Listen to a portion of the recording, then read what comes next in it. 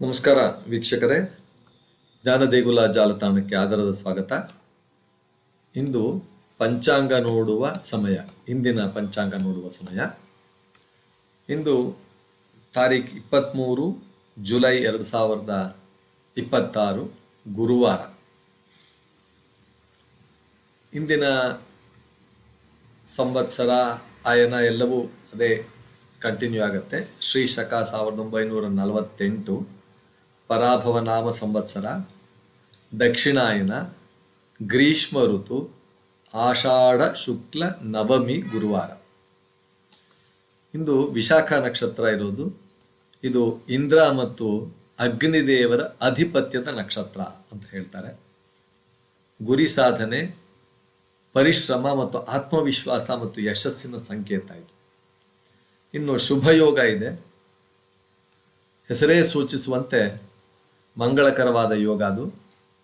ದೇವತಾ ಪೂಜೆ, ವಿದ್ಯಾಭ್ಯಾಸ, ಧಾರ್ಮಿಕ ಕಾರ್ಯಗಳು ಹಾಗೂ ಶುಭ ಆರಂಭಗಳಿಗೆ ಬಹಳ ಪ್ರಶಸ್ತವಾದ ಯೋಗ. ಕರ್ಣ ಕೂಡ ಬಾಲವ ಕರ್ಣ. ವಿದ್ಯಾಭ್ಯಾಸ, ಹೊಸ ಯೋಜನೆಗಳು, ಸಂಶೋಧನೆ ಮತ್ತು ಸೃಜನಾತ್ಮಕ ಕ್ರಿಯೇಟಿವಿಟಿ ಇದೆಯಲ್ಲ, ಕಾರ್ಯಗಳಿಗೆಲ್ಲ ಬಹಳ ಅನುಕೂಲಕರವಾಗಿದೆ ಅಂತ ಹೇಳ್ತಾರೆ. ಇನ್ನು ಸೌರಮಾನದ ಕಟಕ ಮಾಸ 7ನೇ ದಿವಸ. ಇಂದು ಕಟಕ ಮಾಸ ಮಾತೃಭಕ್ತಿ, ಆಧ್ಯಾತ್ಮಿಕ ಜೀವನ ಇವೆಲ್ಲದಕ್ಕೂ ಮಹತ್ವದ ಕಾಲ. ಸೂರ್ಯೋದಯ ಬೆಳಗ್ಗೆ 5:58 ಪ್ರಾರಂಭವಾಗಿ ಸೂರ್ಯ ಸಂಜೆ 7:07 ಅಸ್ತಂಗತನಾಗ್ತಾನೆ.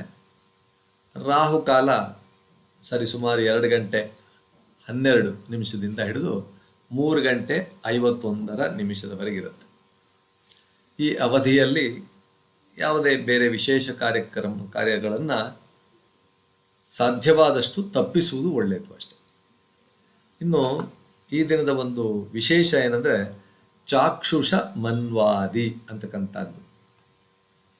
ಅಂದರೆ ಚಾಕ್ಷುಷ ಎಂದು ಮನ್ವಾದಿ ಅಂದರೆ ಏನು ಅಂದರೆ, ಹಿಂದೂ ಕಾಲಗಣನೆಯಲ್ಲಿ ಬ್ರಹ್ಮದೇವರ ಒಂದು ದಿನದಲ್ಲಿ, ಬ್ರಹ್ಮದೇವರ ಒಂದು ದಿನವೇ ಬಹಳ ದೊಡ್ಡ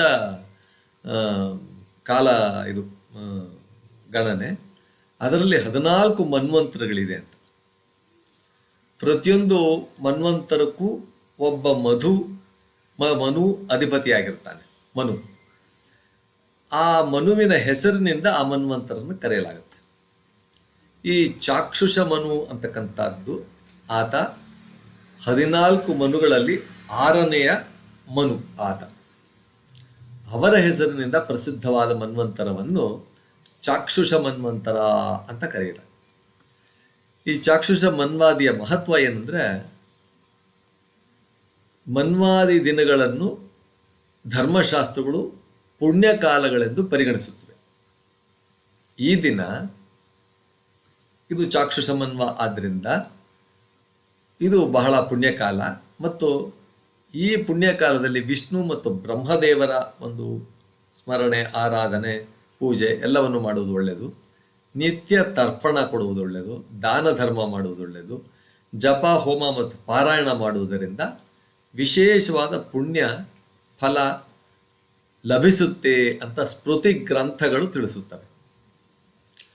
ಇಂದಿನ ಆಧ್ಯಾತ್ಮಿಕ ಸಂದೇಶ ಏನಂದರೆ, ಮನ್ವಾದಿ ದಿನಗಳು ಸೃಷ್ಟಿಯ ಮಹತ್ತರ ಕಾಲ ಚಕ್ರವನ್ನು, ಕಾಲಘಟ್ಟವನ್ನು ನೆನಪಿಸುತ್ತವೆ. ಮಾನವ ಜೀವನ ಅಲ್ಪಕಾಲಿಕವಾದರೂ ಧರ್ಮ, ಜ್ಞಾನ ಮತ್ತು ಸತ್ಕರ್ಮಗಳ ಮೂಲಕ ಅದನ್ನು ಸಾರ್ಥಕಗೊಳಿಸಬಹುದು ಎಂಬ ಸಂದೇಶವನ್ನು ನೀಡುತ್ತದೆ. ಇಂದಿನ ಸುಭಾಷಿತ ಬಹಳ ಚೆನ್ನಾಗಿರ್ತಕ್ಕಂಥ ಸುಭಾಷಿತ. ಕಾಲಃ ಪಚತಿ ಭೂತಾನಿ, ಕಾಲಃ ಸಂಹರತೆ ಪ್ರಜಾಃ, ಕಾಲಃ ಸುಪ್ತೇಷು ಜಾಗರ್ತಿ, ಕಾಲೋ ಹಿ ದುರತಿಕ್ರಮಃ ಅಂತಕ್ಕಂಥದ್ದು. ಕಾಲದ ಬಗ್ಗೆ ಬಹಳ ಚೆನ್ನಾಗಿ ಕೊಟ್ಟಿದ್ದಾರೆ. ಕಾಲವೇ ಎಲ್ಲವನ್ನೂ ಪಚತಿ, ಎಲ್ಲವನ್ನೂ ನುಂಗಿಬಿಡುತ್ತೆ, ಜೀರ್ಣಿಸಿಕೊಳ್ಳುತ್ತದೆ, ಬೆಳೆಯಿಸುತ್ತದೆ. ಕಾಲವೇ ಎಲ್ಲವನ್ನೂ ಲಯಗೊಳಿಸುತ್ತದೆ. ಎಲ್ಲರೂ ನಿದ್ರಿಸುವಾಗಲೂ ಕಾಲ ಜಾಗೃತವಾಗಿರುತ್ತದೆ. ಸುಪ್ತೇಷು ಜಾಗರ್ತಿ ಕಾಲಃ ಅಂದರೆ ಎಲ್ಲರೂ ನಿದ್ದೆ ಮಾಡ್ತಾ ಇದ್ರು ಕೂಡ ಕಾಲದ ಪಾಡಿಗೆ ಕಾಲ ಓಡ್ತಾನೆ ಇರುತ್ತೆ ಅಂತಕ್ಕಂಥದ್ದು. ಕಾಲವನ್ನು ಯಾರೂ ಮೀರಿ ಹೋಗಲು ಸಾಧ್ಯವಿಲ್ಲ ಅಂತಕ್ಕಂಥದ್ದು ಈ ಸುಭಾಷಿತದ ಅರ್ಥ. ಹಿಂದಿನ ಸಂದೇಶ ಕಾಲದ ಮಹತ್ವವನ್ನು ಅರಿತು ಪ್ರತಿದಿನವನ್ನೂ ಸತ್ಕಾರ್ಯಗಳಿಗೆ ಮೀಸಲಿಡಬೇಕು. ಧರ್ಮ, ಜ್ಞಾನ ಮತ್ತು ಸೇವೆಯೇ ಜೀವನವನ್ನು ಶಾಶ್ವತವಾಗಿ ಮೌಲ್ಯಯುತವಾಗಿಸುತ್ತದೆ ಅಂತಕ್ಕಂಥ ಒಂದು ವಿಶೇಷ ಸಂದೇಶದೊಂದಿಗೆ ಇಂದಿನ ಪಂಚಾಂಗವನ್ನು ಇಲ್ಲಿಗೆ ಮುಗಿಸುತ್ತಿದ್ದೇವೆ. ಎಂದಿನಂತೆ ಲೈಕ್, ಶೇರ್ ಮತ್ತು ಸಬ್ಸ್ಕ್ರೈಬ್ ಮಾಡಿ. ಕಮೆಂಟ್ಸ್ ಬಾಕ್ಸ್ನಲ್ಲಿ ತಮ್ಮ ಕಮೆಂಟ್ಸ್ಗಳನ್ನು ನಮೂದಿಸಿ ಅಂತ ಕೇಳ್ಕೊಳ್ತಾ ನಮಸ್ಕಾರ ವೀಕ್ಷಕ.